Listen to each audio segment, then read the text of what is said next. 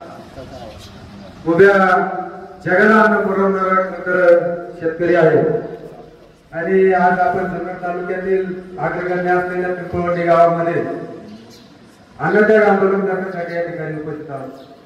अन्नत्याग आंदोलन का करायचं त्याचं कारण आपण सर्वांना ज्ञात जरी असलं तरी पण बबनराव लोणीकर इतके बरळले का प्रत्येकाच्या मनाला काळजाला हसका लागून गेलेली गोष्ट आहे।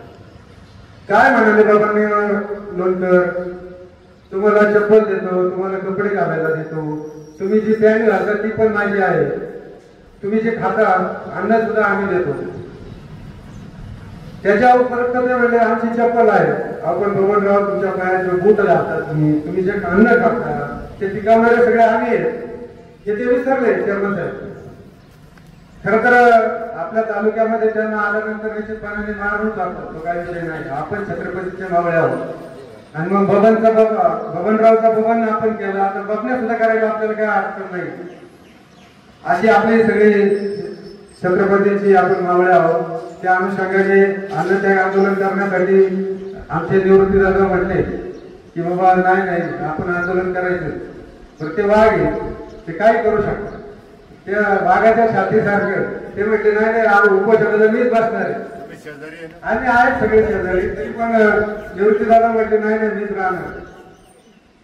असं परवा मध्यंतरीच्या कालखंडामध्ये माणिकराव कोकाटे सुद्धा बरळले, म्हणजे वयामानाने सटकली असेल कदाचित त्यांची, परंतु अशा सटकलेली माणसं बरळणारी माणसं जर ही सत्ताधारी मंडळी सत्तेमध्ये समाविष्ट करून घेतात आणि आपल्या सर्वसामान्य शेतकऱ्यांना खऱ्या अर्थाने जो बोललं जातं ही निश्चित लाजिरवाणी गोष्ट आहे।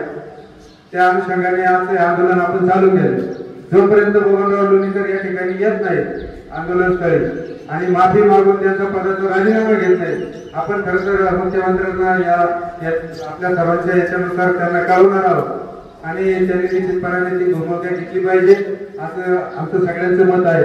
आपण सर्व मंडळी या ठिकाणी उपस्थित आहात, आपण सर्व मंडळी या ठिकाणी पाठिंबा देण्यासाठी ग्रामपंचायतचा सरपंच नाही मेघताई काकडे, रुद्राक्ष फेडरेशनचे सामान्य महाभिषेक वाघ, आमचे सर्वांचे ज्येष्ठ मार्गदर्शक सन्माननीय शरदराव लेंडे, आमचे खांडे साहेब, बाकी सगळीच मंडळी आमच्या गावाची सगळ्यांची नाव घ्यायची अशी सगळीच मंडळी आहेत।